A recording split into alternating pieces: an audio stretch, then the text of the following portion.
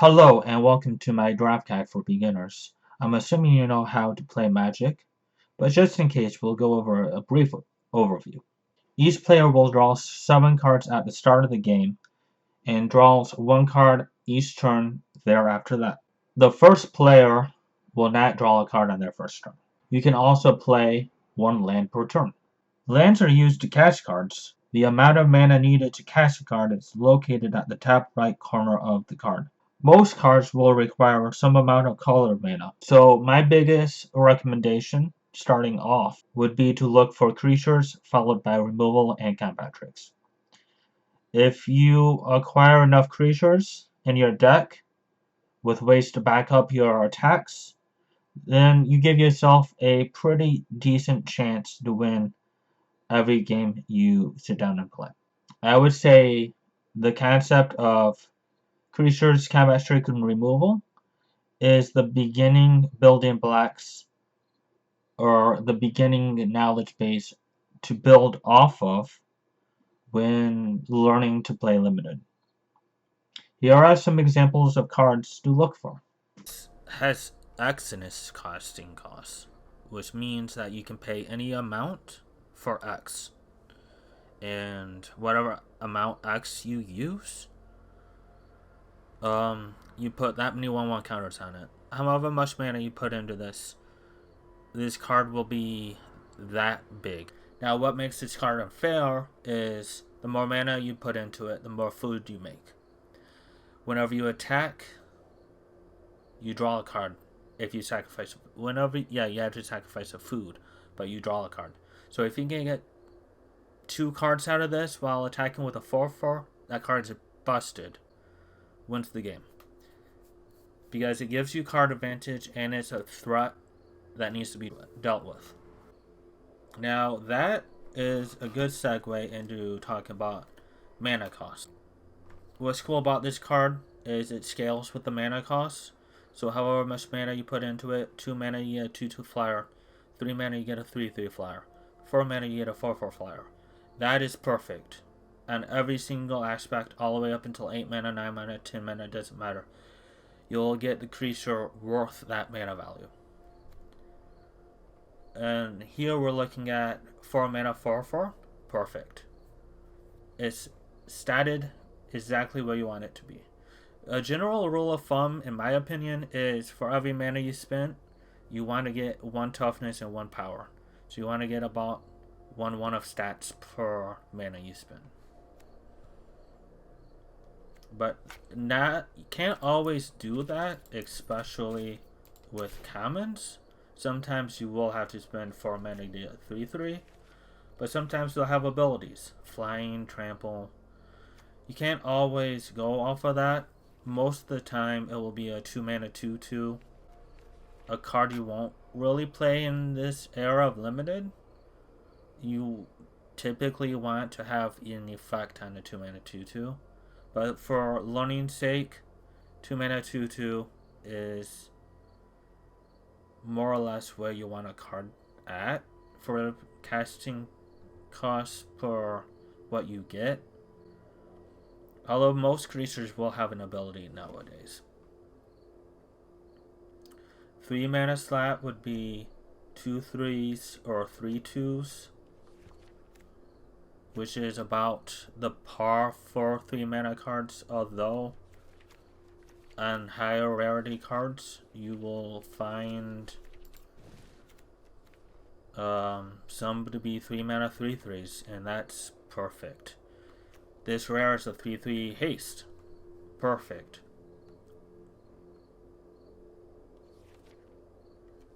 This one, 4 mana. You get 3/3, but it has menace, and it comes with a 1/1 rat. So you get 4 with the stats for 4 mana.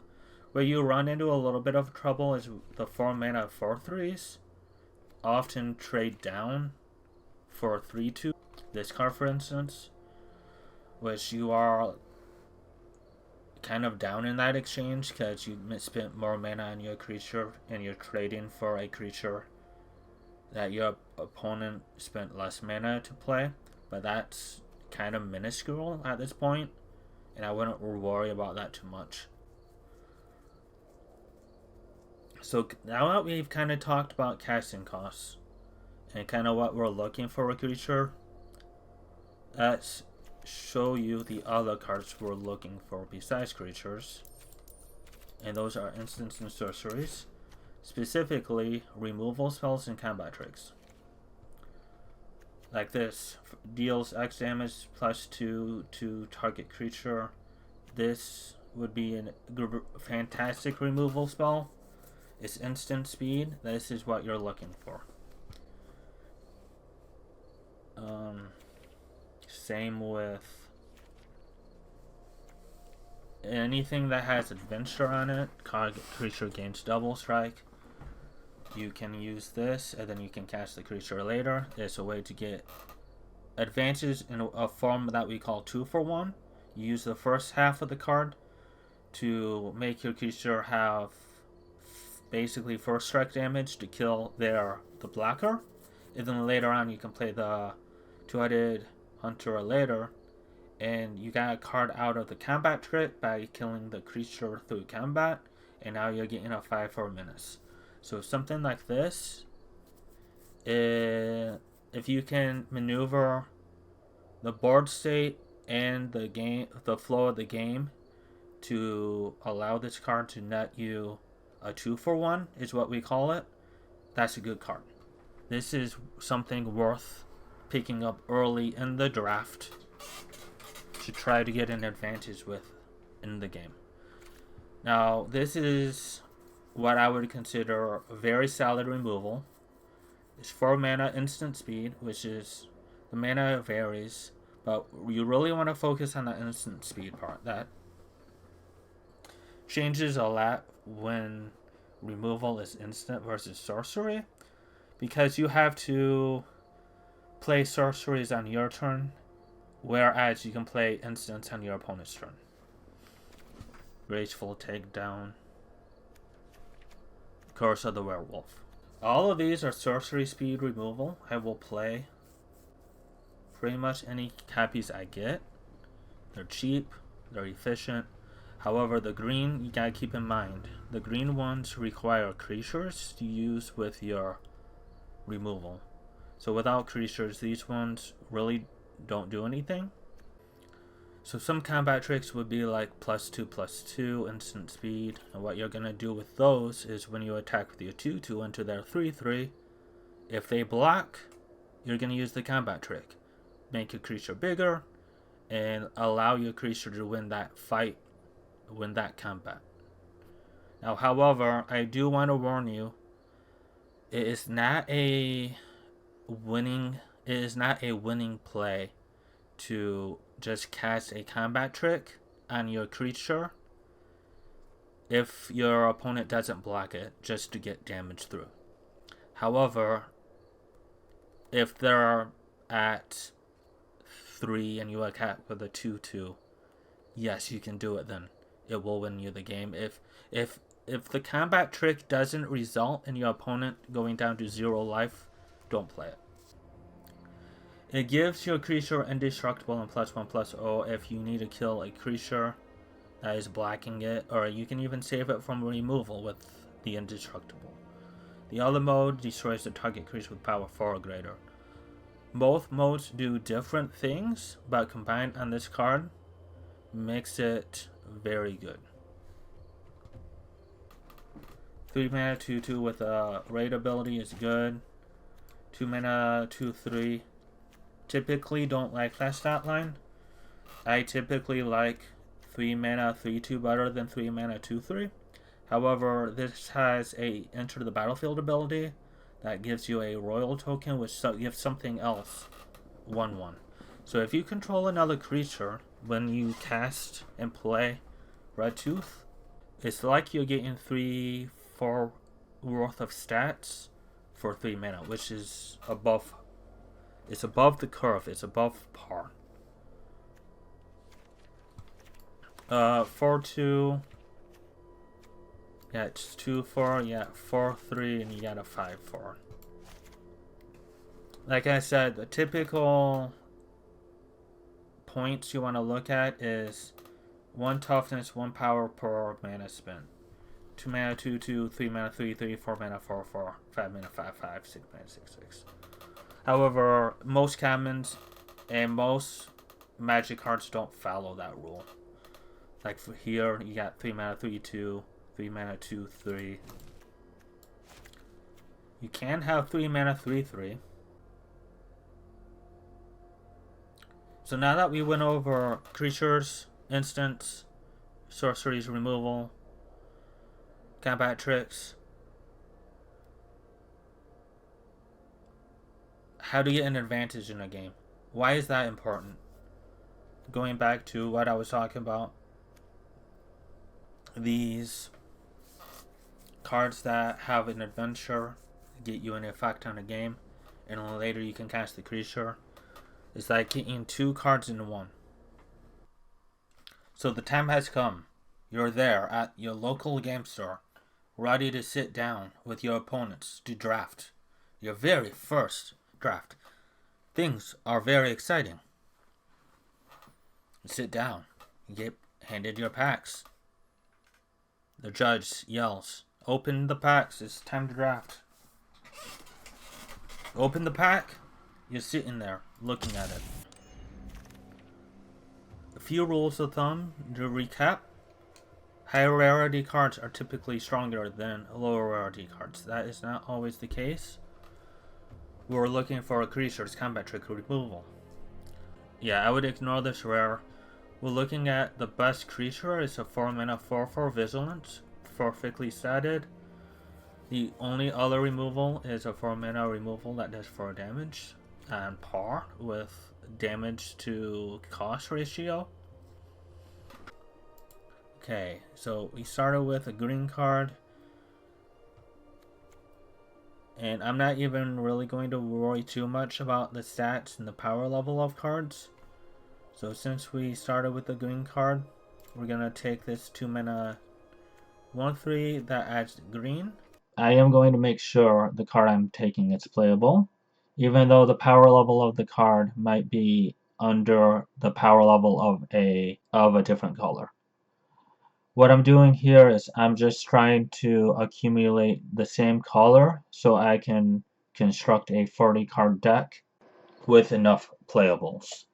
The downside to this strategy is the deck isn't going to be all powerful, but it will be consistent and it will have a fighting chance in the games you play. It is a playable card. But to look at this pack, there is no other removal. One thing that would get me off of green here is if there was a removal in a different color. Okay, next pack, if we want to continue green, we have a Rutinous Fawn. Now typically, we're not always going to be looking at just the same color. However, it can be an okay strategy for your first time drafting.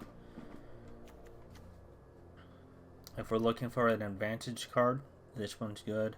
There's another cut in for removal, though 4 mana for removal is getting on the expensive side. Okay. Werefax. There's also a Hearth Elemental, which can get you an advantage. I want to note here that I am taking a card of lesser power level than a different pick of a different color. But the card is playable that I'm taking, and it matches the color I am in. But for purpose sakes, this is a playable card.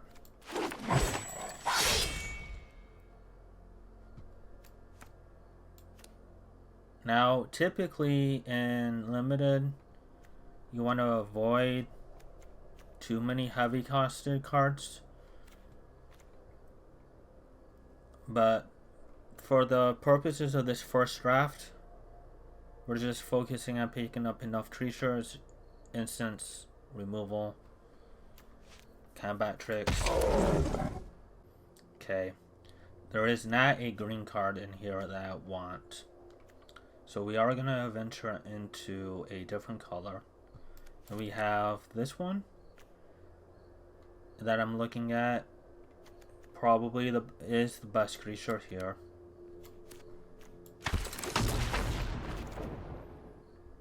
It's no green card, but there is an adventure here. This allows you to return target creature card from your graveyard to your hand, and it's a creature, so it's one of those ones that can get you 2 for 1.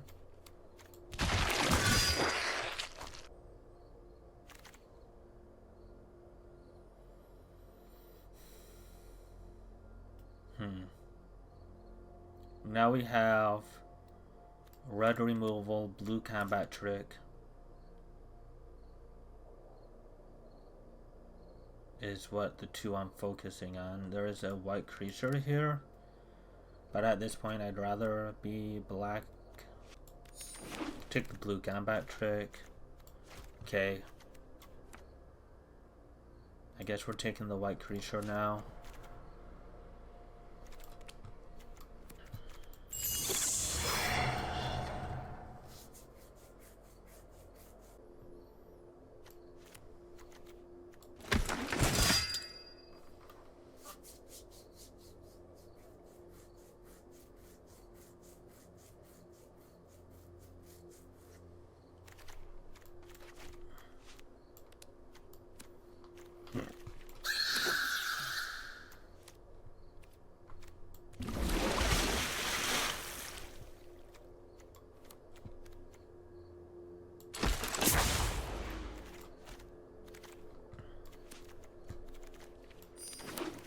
Okay, now we're going back to looking for the green cards. Hardened Scale.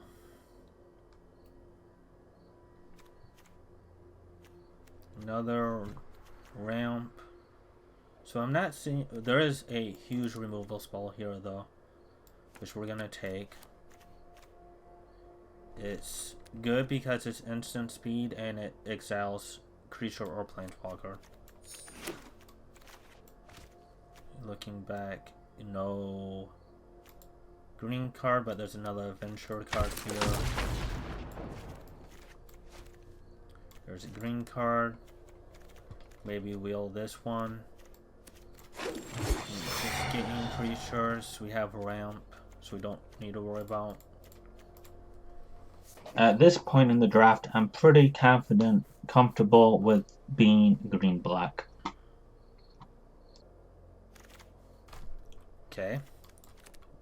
Red-Tooth Vanguard can be good in this deck.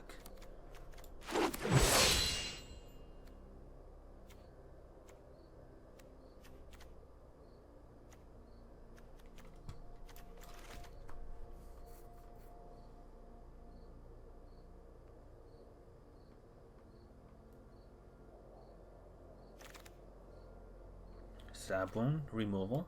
Enchanted creature get -2/-2.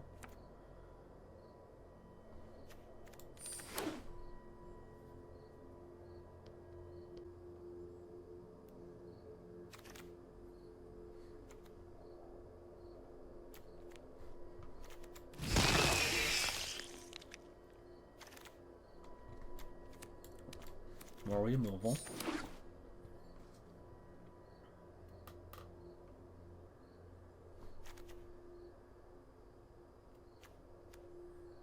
So if we currently take a look,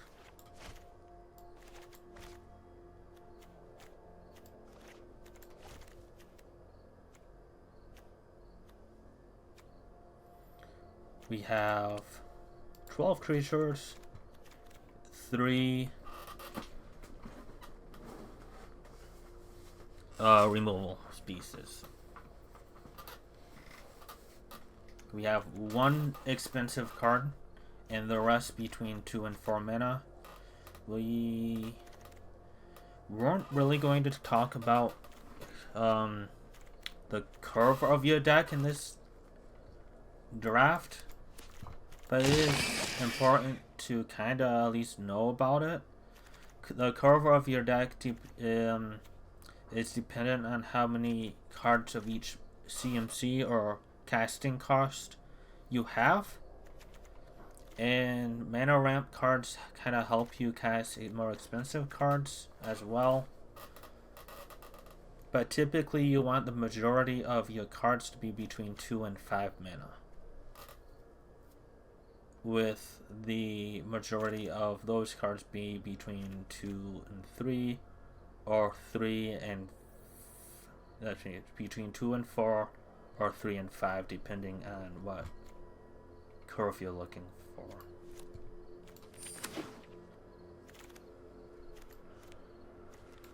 Going into pack 3, we need about 8 more playables. But this deck is shaping up to be a playable deck. There's enough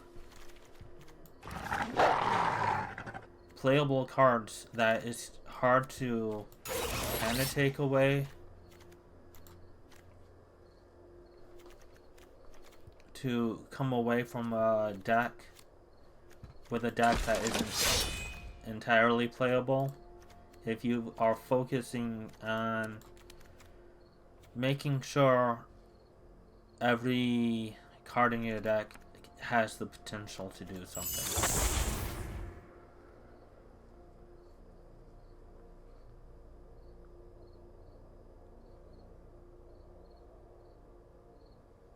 And if you kind of focus on that, you're always going to at least have an average deck. You're going to come out with something that you're not always going to be super excited. Oh, we want to show the world the masterpiece you put together. But you will always have at least a playable deck that you can count on it giving you a chance to be victorious.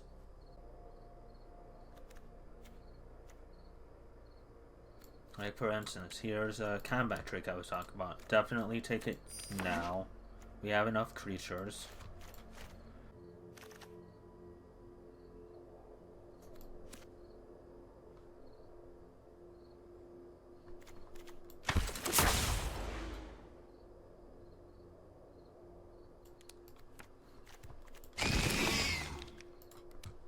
We have 18. That's kind of the max. I would even consider it reducing a creature. And at this point, our curve is low enough that we probably don't need to be playing these either.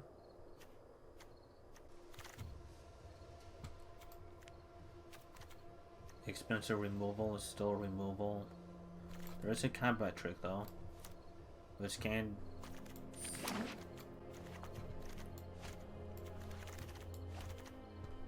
Okay. I know I said this card wasn't very good unless you can bargain it, but for the purpose of this video, just having a solid 2-drop... Oh, it's not solid, sorry. Having a 2-drop creature to fill the curve of your creature slot. It does that job well. And we have enough creatures, so we're going to take this combat trick over the witch.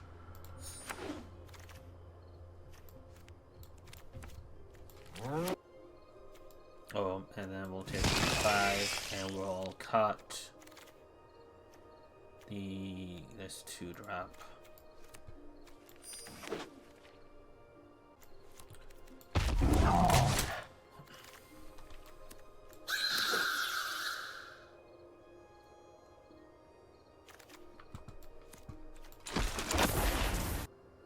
Alright, so one thing to note here is we ended up with a playable deck. It's pretty average. There's nothing that stands out and screams, hey, I'm very strong card. However, well, this uncommon can be strong. We have a solid curve of creatures that will be able to attack our opponent. We have removal. We have combat tricks. This deck is solid. It will give us a chance to win. However, we did take cards at the beginning of the draft to make sure we had an average deck. We sacrificed power. And in the next draft, I'll show you kind of how to navigate the draft a little bit differently to come out with a more powerful outcome in a deck while still maintaining the consistency and the ability to win. Welcome to game number 1.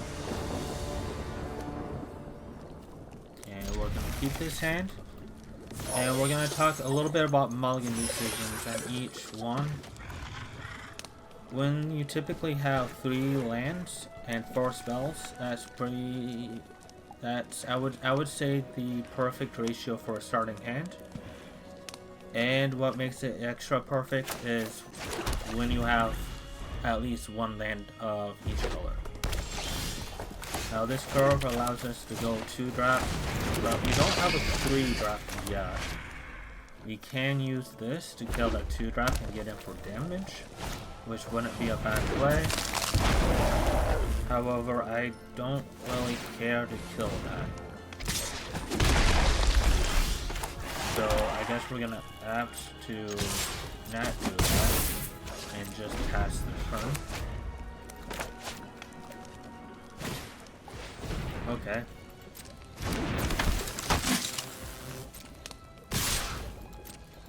That's fun is going a little bit fast. They did miss a land drop though. Which I guess we're gonna do this, killing the Super.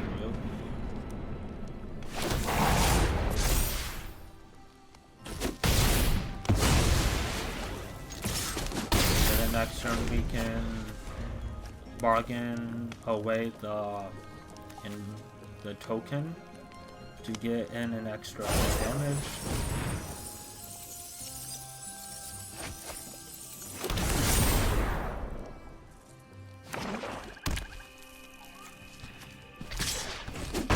So what we're gonna do here is attack for 3 and draw. We're gonna change our play. And we'll play this. And now that token is going to be our bargain chip.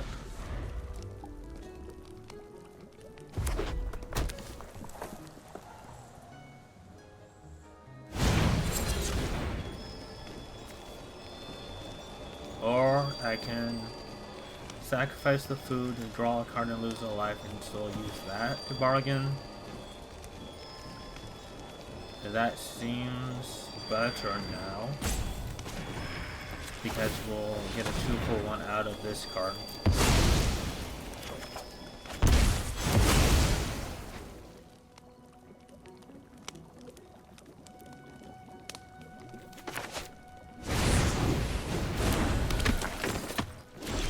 Okay, they're not attacking.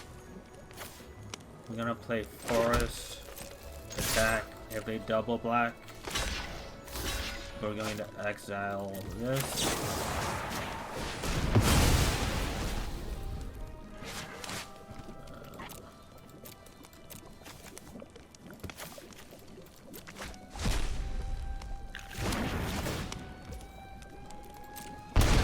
And do we... I know I said typically don't do that, but this would be 6 damage down to 8. Yeah, that's not worth it. So we're gonna let damage go through now and cast this.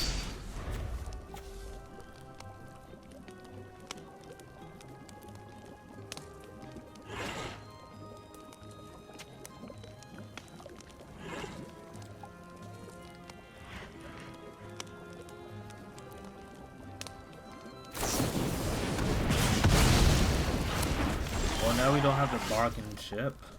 So we're just gonna cast this. Get in for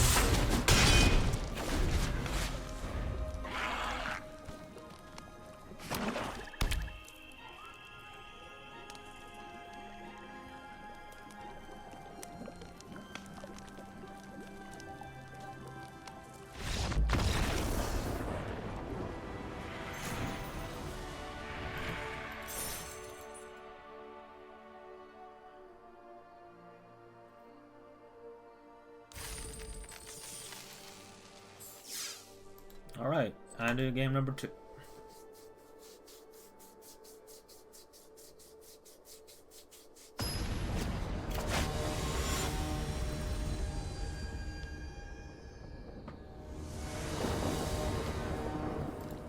this. Has the 3 land ratio, some removal, and our curve is low enough that even if our cards in our hand are expensive at the moment, we're likely to draw some not expensive cards.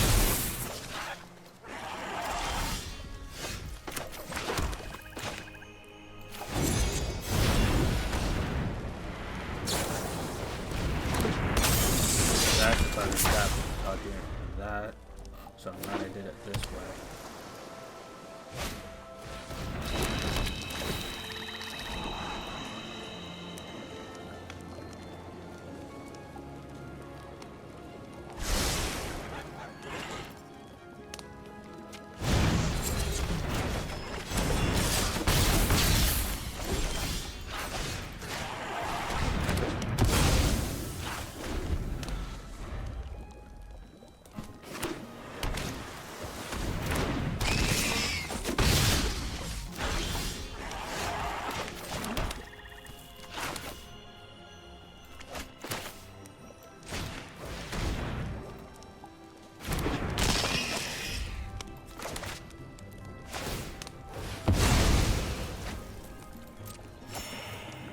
This will allow us to trade here, play this.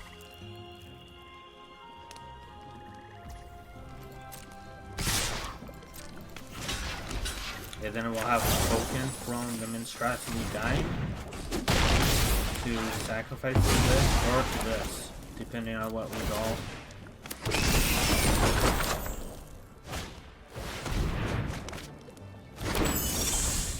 We did not draw land, which is fine, so we're going to go ahead and use this.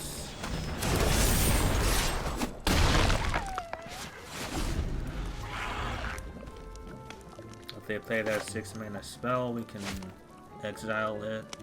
If not, we can play one of these, depending on if we hit our 5th land.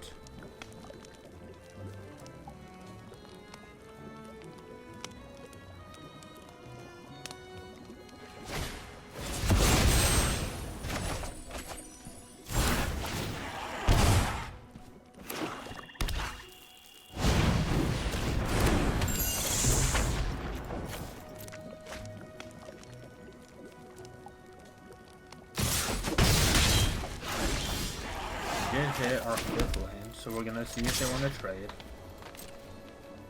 They do not, so we're gonna attack 6/6, gaining 3 life.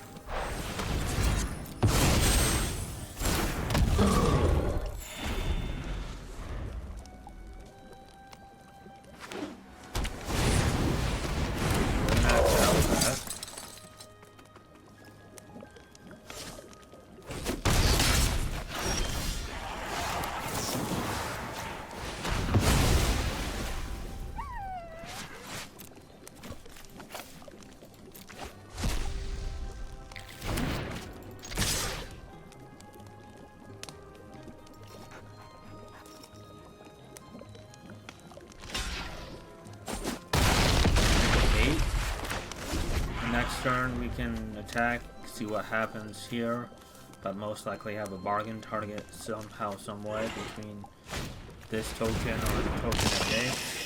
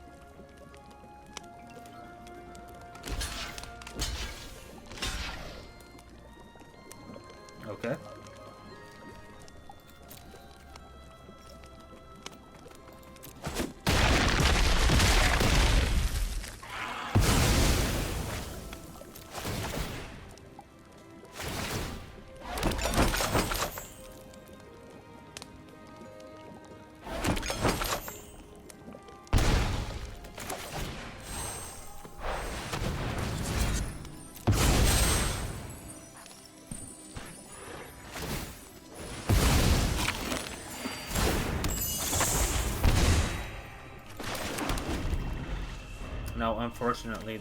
Oh no, never mind. Yeah, they have that.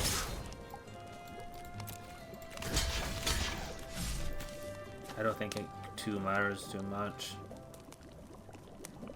They have more than enough creatures for the shore. I thought this was this, but I mislooked, unfortunately.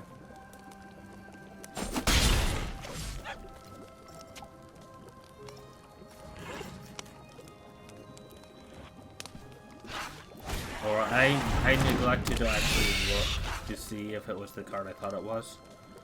Monstrosity making food there also gave him enough power.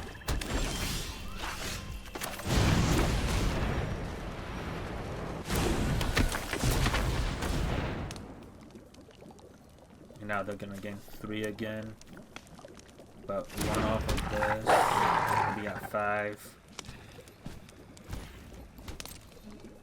It's a close game, but I think I'm losing now.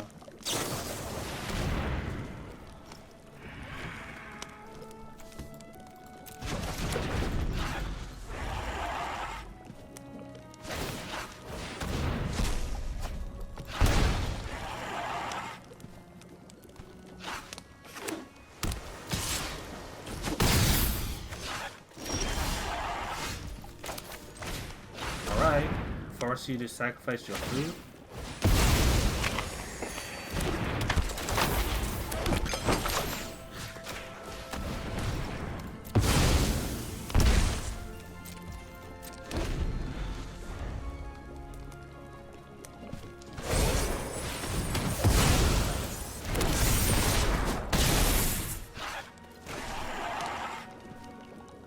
Can we draw something?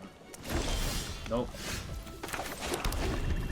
That miss is probably going to be the hammer in the head, even though we do have 1 more draw step.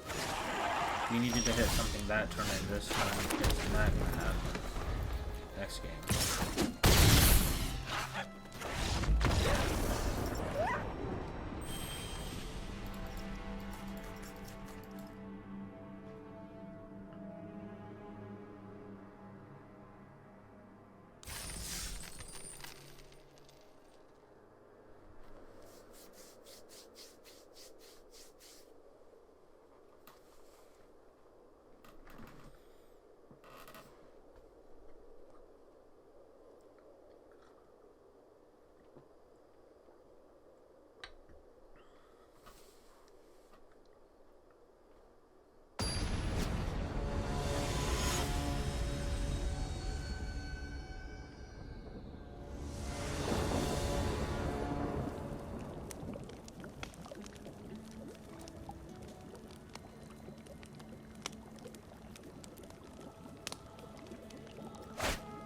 And unfortunately, I think, well,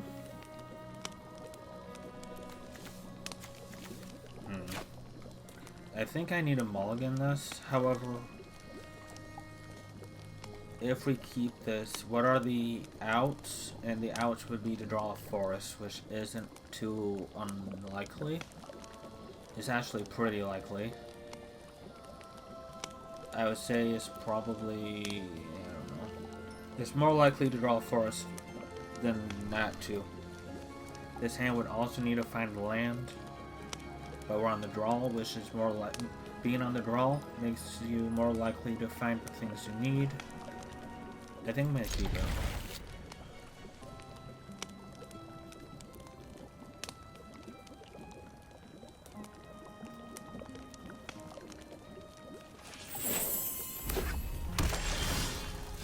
And we got kind of lucky with the first draw, even though I would expect it to be in the first 3 draws.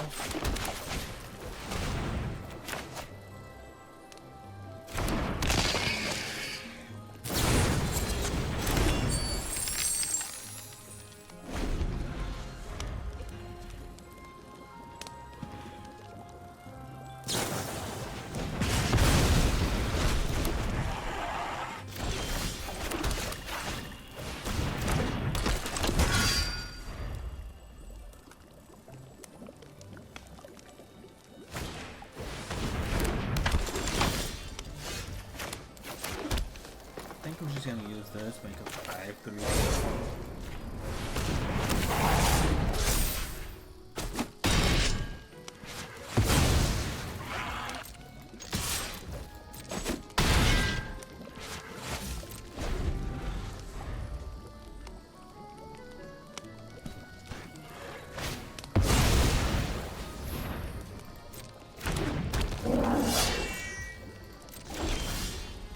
Okay.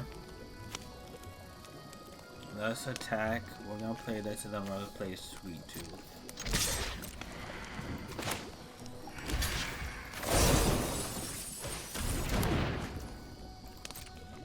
Keep the pressure up while applying to the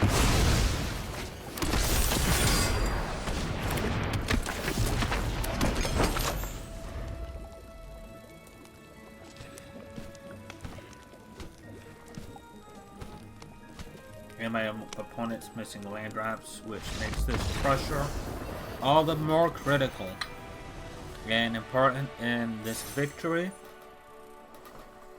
because next turn I was even going to apply more pressure and they were going to fall even further behind from that,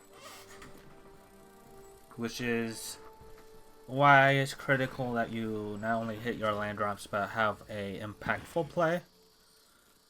Because when you have a turn that you don't do anything, it snowballs out of your control and becomes very, very difficult the more turns go by that you don't do anything.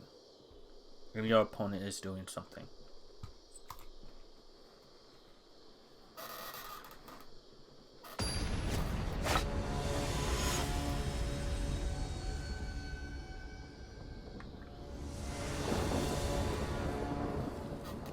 And I will keep this hand. Depending on what my opponent does, because I am on the draw, it will determine what to draw I play.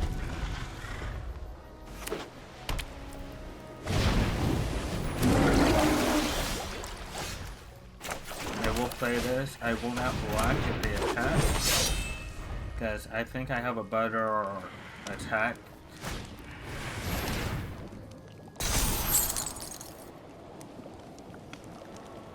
So since they did this, we're gonna play the Stalker and attach the Wicked to the Stalker instead of the Vanguard, which is what I would originally was gonna put it on.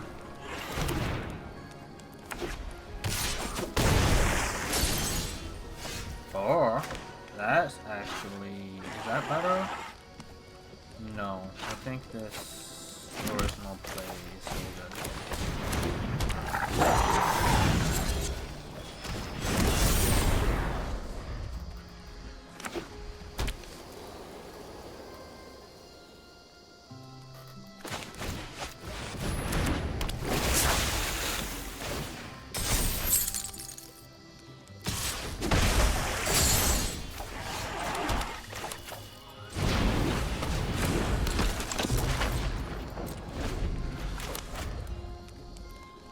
Now we can play the Puff, attack with this.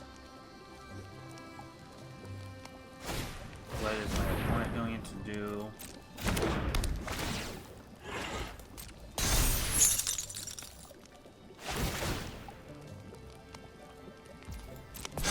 Play a lot of tappers.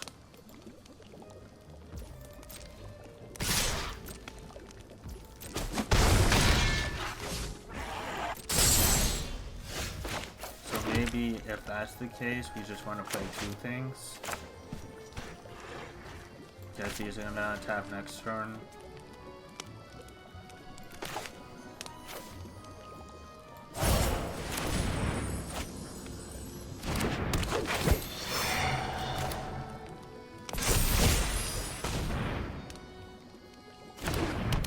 That was the draw land. This is also good.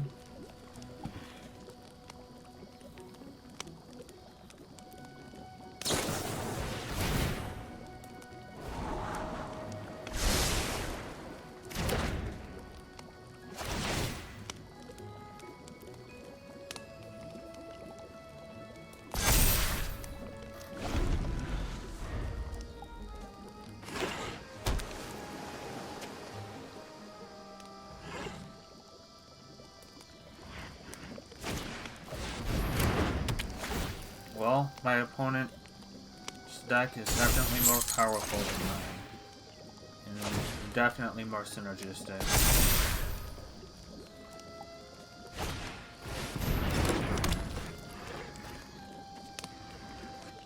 And this showcased what synergy and power level can do. Okay, so now we can kill... We cannot kill this... Can we kill anything? No? Everything is out of punching range. Which means we're probably just dead. Because I just think I have to play this and pass. But they probably have tappers or some kind of stuff.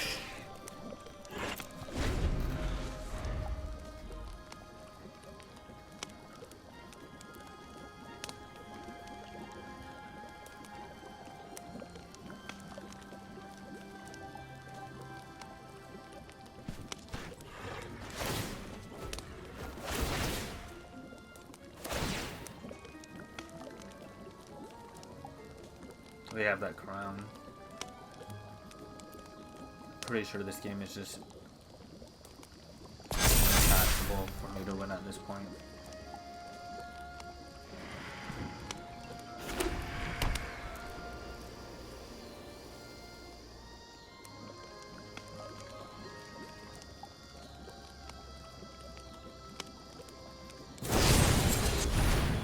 Of course you did. Of course you did. I needed that alive, thank you very much. They're closing the window on me. Slowly and surely, they've drawn so many cards off of this thing. And another removal spell. Yep.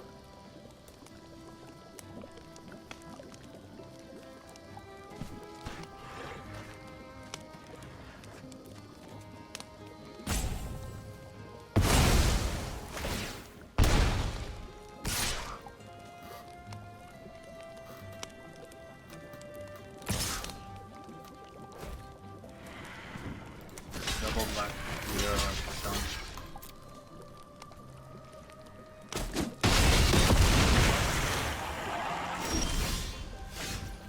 Okay. Get back something.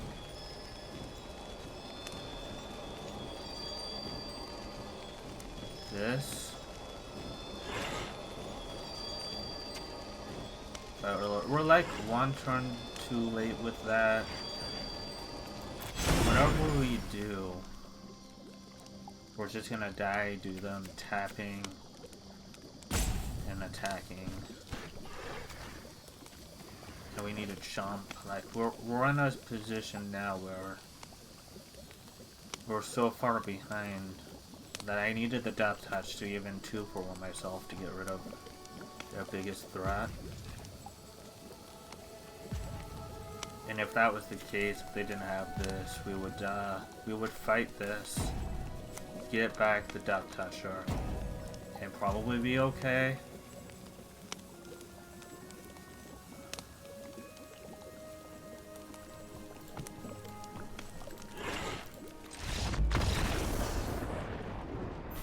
But the synergy and all the buried in card advantage. Do I win this game if they don't have the uncommon gold card though? Because the castles don't draw them the cards. The rare crown would have been so good. I don't know.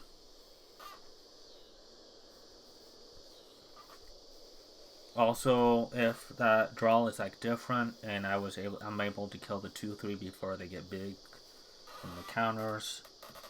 Like it, you can imagine that that game plays out a little bit differently. That more things fall into my favor, but that's not how the way it played out. And this is definitely a keep. Turn 2, turn 3.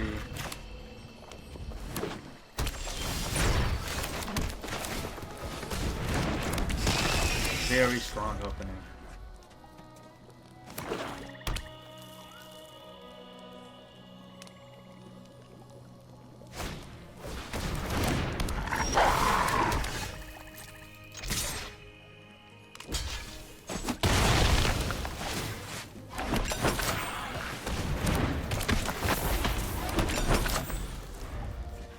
see, if we find land, we'll go witch, play witch. If we don't find land, we'll probably play Greta.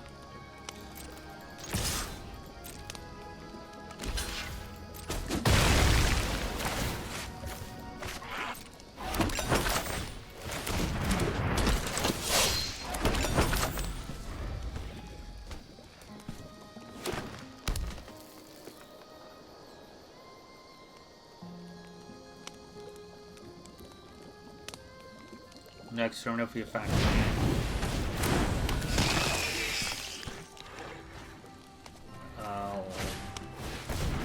that's that one. I card get a 2 for 1. Although we didn't find a. Oh, we did. We have enough. Okay, so now let's get a 2 for 1. Does it matter? They do not have any more copies.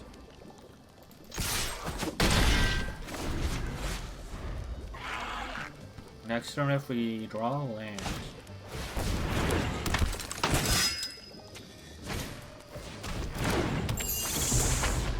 I don't much care for the 4-2.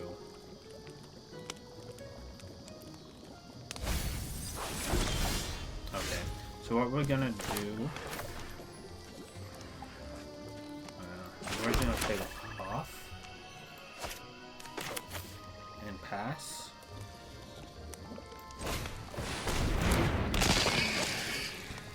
We will attack. Nope. Will we? No.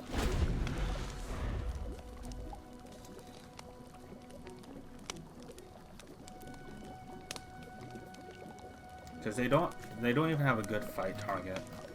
If they fight something, they lose both things.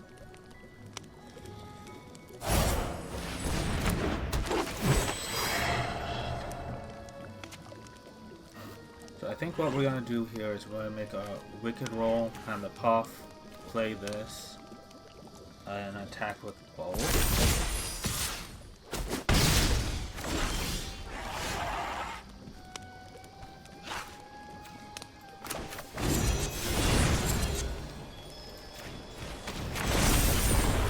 Play this. What color mana we need? Green.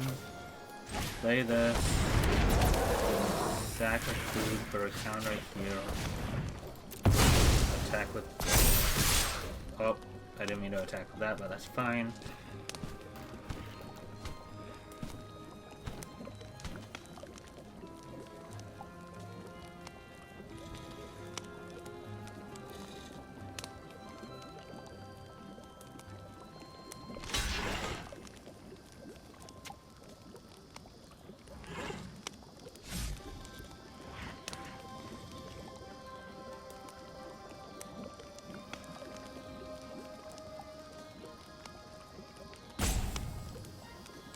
Because it's still a hard decision.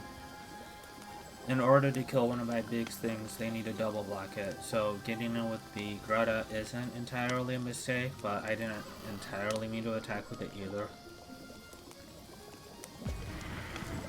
Like taking all the damage. Nope, I'll make a food.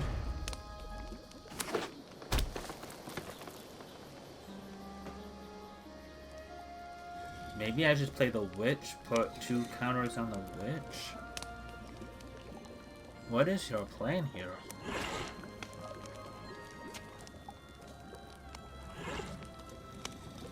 I would at least expected that they would have traded for Greta in some way.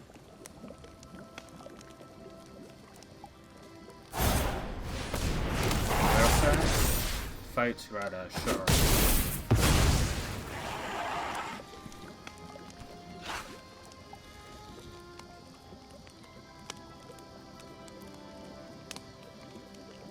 Okay, now what?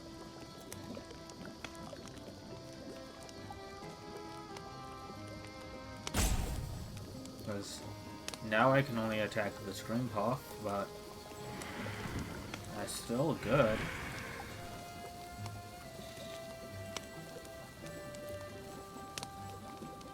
You have for. I mean, I'm attacking with both.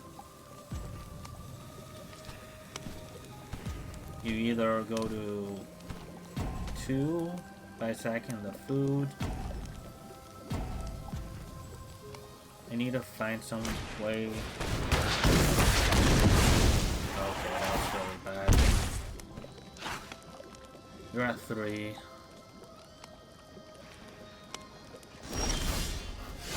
Alright, opponent found the cards they needed. I don't have a good attack, so.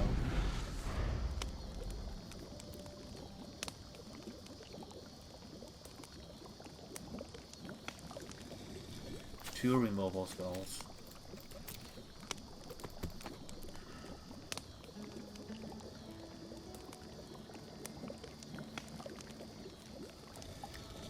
The question is, what kind of draws do I have now?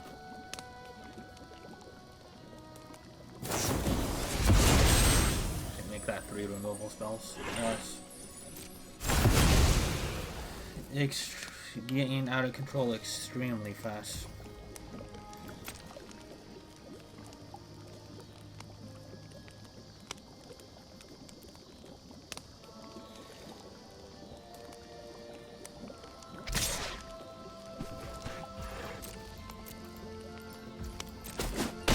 Will crack some of these food. I don't exactly remember if there's any other way for me to benefit from it.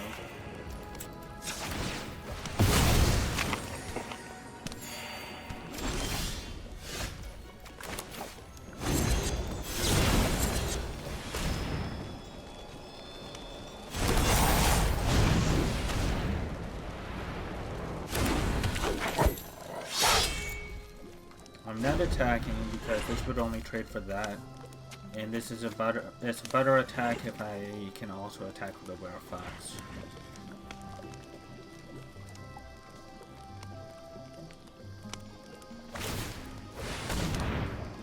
Because now, what kind of blocks do they have? This and this, those two. Now I just win? That boom, that, attack with everything. Finish one. We found the line. We found the cards that we needed to find. Yeah,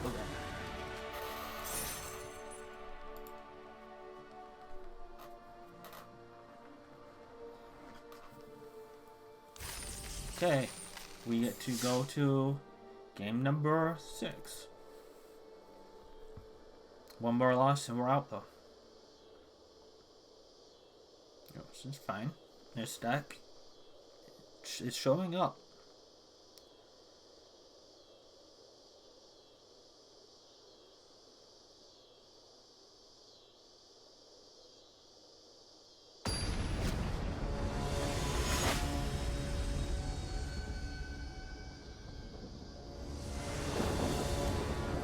Okay, I'll keep 2 and 2, 3. Being able to attack with this. We'll have an adventure for this at some point. We do need to find land, which would be one way that hand loses. But right now we're gonna go 3, attack with this.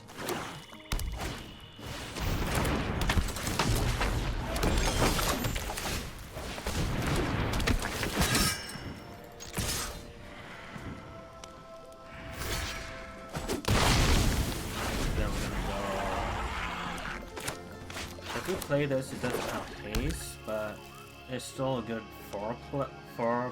it's still a good turn 4 play.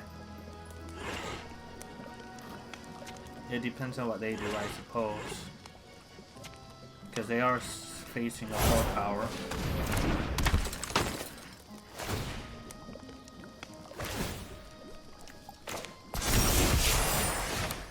Okay.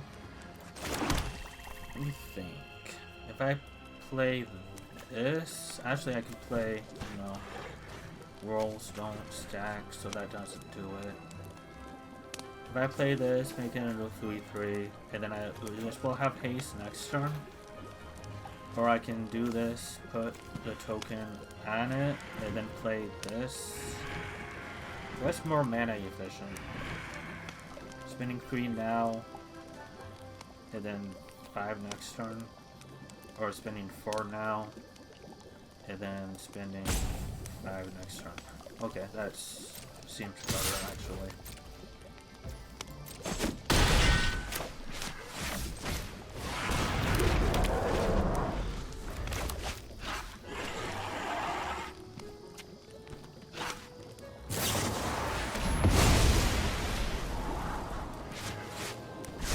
Alright, that's funny.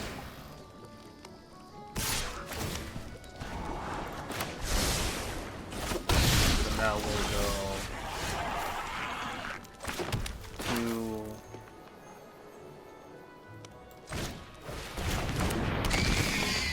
the somewhat inefficient. Offer the trade. Well.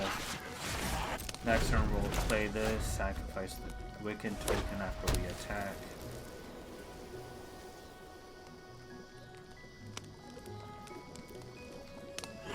And if they play something that is 2 power, which we'll roll, I guess.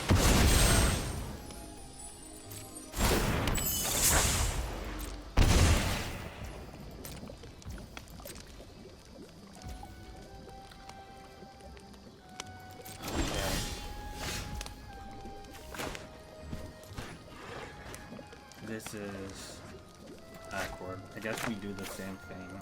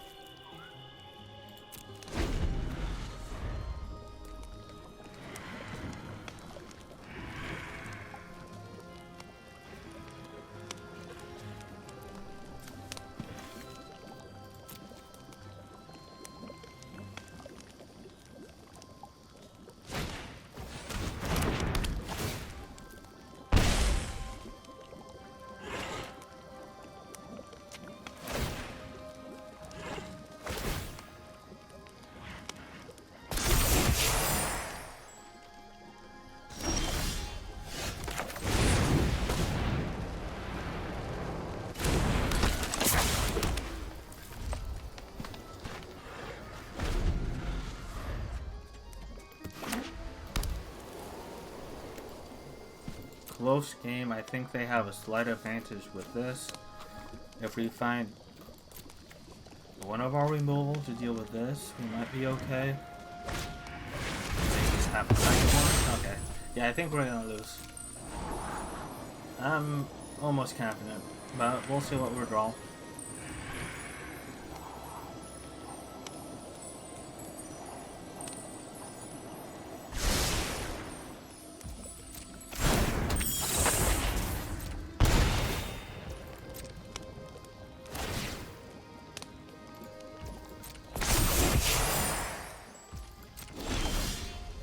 Okay, that's good.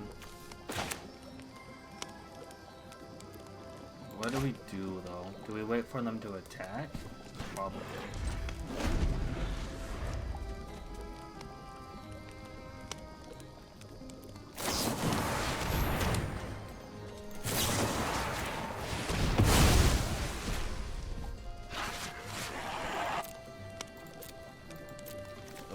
Opponent stack.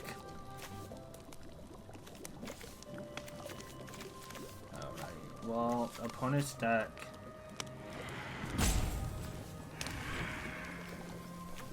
is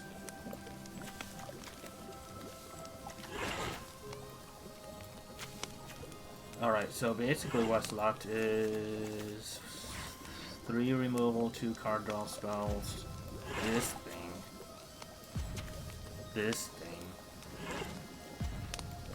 what's in your hand? And my opponent's stack is quite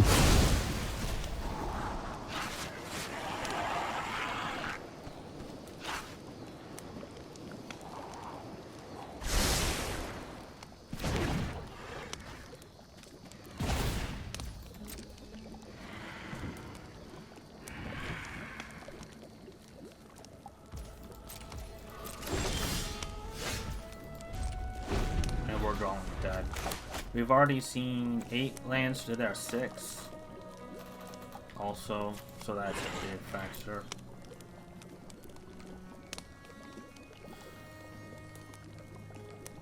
So this to bring up a point, this is why it's important for your cards.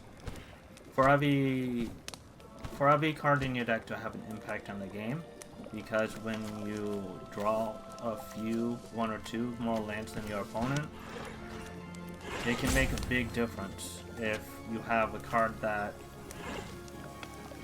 doesn't trade for another card that your opponent owns.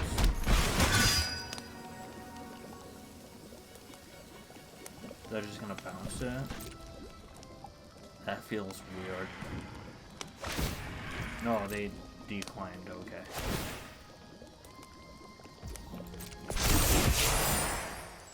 I mean, I don't understand why they're not attacking.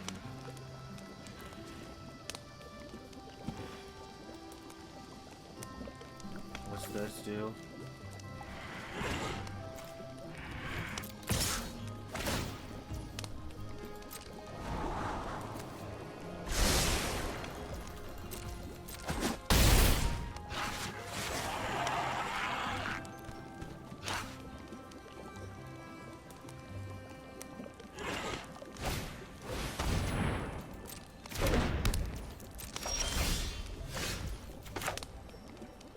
Okay, what we're gonna do, we're gonna play this.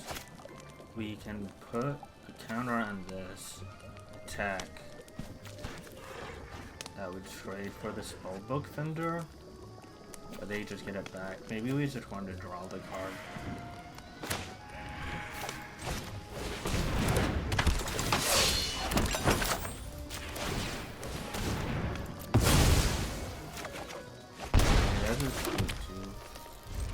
I think it's too little too late though, because flyer.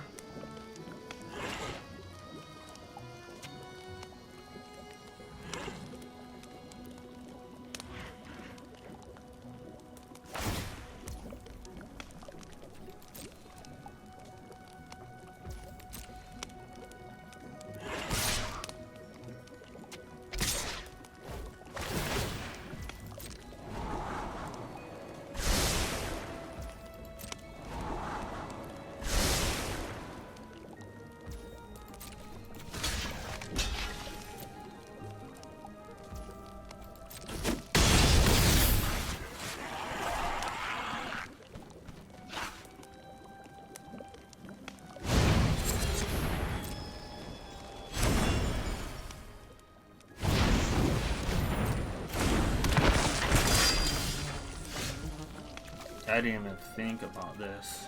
So you can use this, bounce this, replay the adventure, you get a card back, replay this,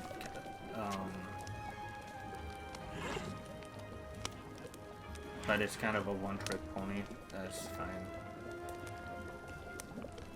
But I'm just dead to the flyer, so we'll show our cards.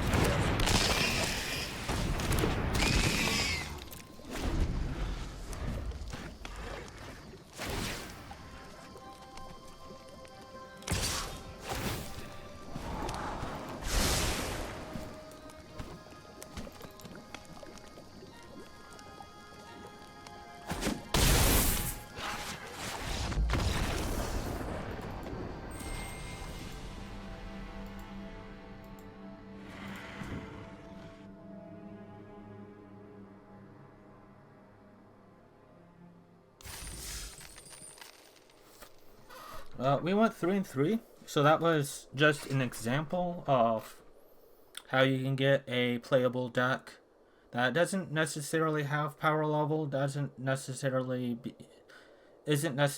flashy, but can get the job done. And if you're new to draft, it's a pretty straightforward strategy to get a playable deck and to get you introduced to how the limited format plays, and just a way to get you comfortable. And until the next time, the next video, we'll add a little bit more to the madness that is limited. And I hope to see you there.